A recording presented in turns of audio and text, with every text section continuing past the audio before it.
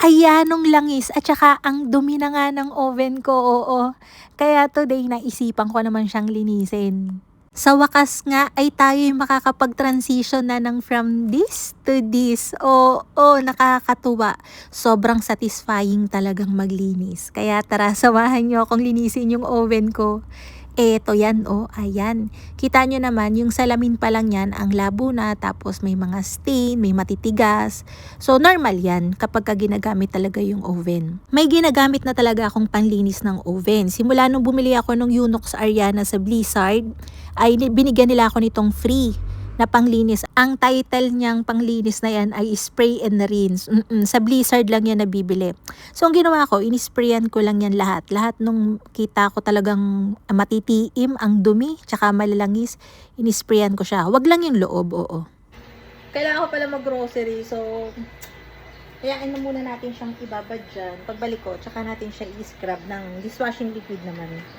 Kailangan ko nga palang mag-grocery muna, oo, at baka dumilim ay hindi tayo makakapag-grocery. Namili ako ng mga kailangan namin para sa workshop bukas, tapos dumaan ako dito sa Starbucks. Kasi ilang beses ko na nakita to sa newsfeed ko, karotita. Tinikman ko siya and masarap, moist, malambot, nangingibabaw yung flavor ng nutmeg. Huwag niyong bilihin yung passion fruit mango, hindi masarap. So, nung pagkadating ko sa bahay, sobrang excited na nga akong ituloy yung kuskusan natin. So, kumuha na ako ng timbang may tubig, binuhusan ko yung dishwashing liquid, then meron ako ditong sponge. Kuskusan time na. Hindi na ako nagulat kasi ganito nga yung pinanggagamit ko sa Unox ko. Nakakatanggal talaga siya ng mga ganyang kadudumi na mancha, oil, halo-halo na. Basta binabad mo yung spray and rinse sa oven, matatanggal talaga siya lahat. Medyo matapang lang yung amoy niya talaga. Nakalimutan kong maglagay ulit ng mask at saka ng gloves kasi sobrang excited nga akong maglinis eh. Yung oven natin, hindi nililinis yan sa loob, lalo na kapag ka hindi naman siya natatambak. Magsisimula lang magkalawang ang loob ng oven kapag ka natambak na. Kaya mostly, ang nililinis lang dyan yung labas, yung salamin, syempre, para kita mo yung loob. Yung loob niyan, winawalisan lang lagi ng tambo para yung mga nasusunog, natutusta, ay di natatanggal. So, tingnan nyo yung difference nung nilinis natin sa baba, tsaka yung gitna. Ay, diga, ang laki ng diferensya. Kaya iniwan kong bukas lang yung oven kanina nung binababad natin yung spray and rinse kasi nga ay matapang yung amoy para hindi makulob yung amoy, hindi tumiim, hindi magstay yung amoy ng chemical sa loob. Oo. Pero mabaho lang talaga siya kapag ka bagong spray. Kapag ka nalipasan na naman siya, lalo na dito medyo open air, nawawala na din yung amoy. Tingnan nyo, oh, ang galing talaga niyang maglinis. Ang satisfying. Habang ina-edit ko yung video, grabe. Kanina kasi ay dalian talaga magkuskus at didilim.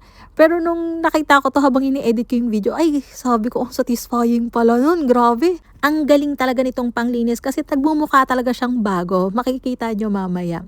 Hindi magmumukhang bago tong oven ko. Kita nyo, yupit-yupit na nga yung ibang part.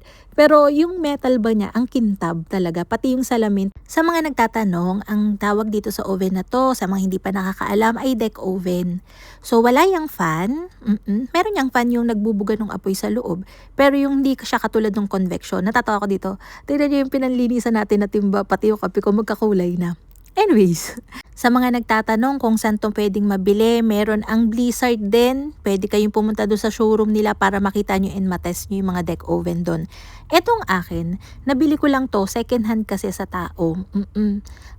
Ang price range nito nasa 120 to 150k, yung 3 layers na yan. Sa isang deck, kasya dyan ang tatlong, yung regular pan natin.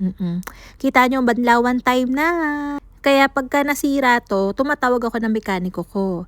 Pero kung bibili kayo ng, syempre, branded, meron kayong aftercare service niyan. So, pag nagka-problema yung unit habang ginagamit, syempre, katagalan na din within the warranty.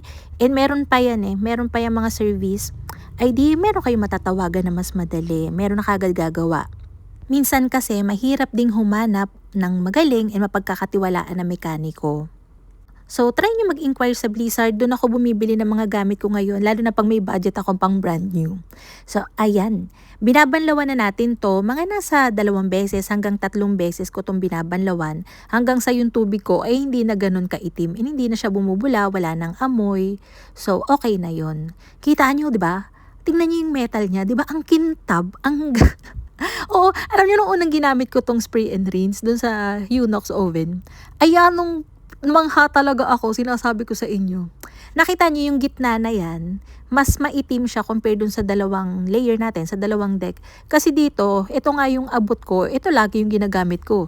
Minsan dyan din ako nagsasalang ng mga ng lechon manok, kaya mas malangis talaga dyan. Kapag ka may mga oven kayo, lalo na yung maliliit, yung mga 60 liters, 45 liters, pag sinalangan nyo yun ng lechong ulo, iiyak talaga kayo sa paglilinis kasi ang hirap na niyang linisin pagkatapos. Nasubukan ko yun.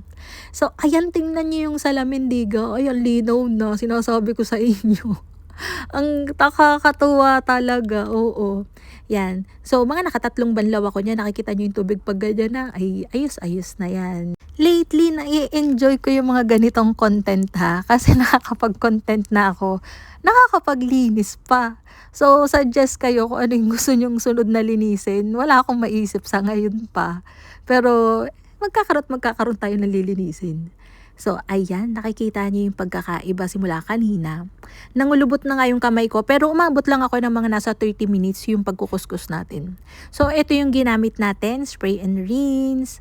I-try nyo pag may kailangan kayong linisin. Charan! So, yun lang. Thank you. Bye-bye!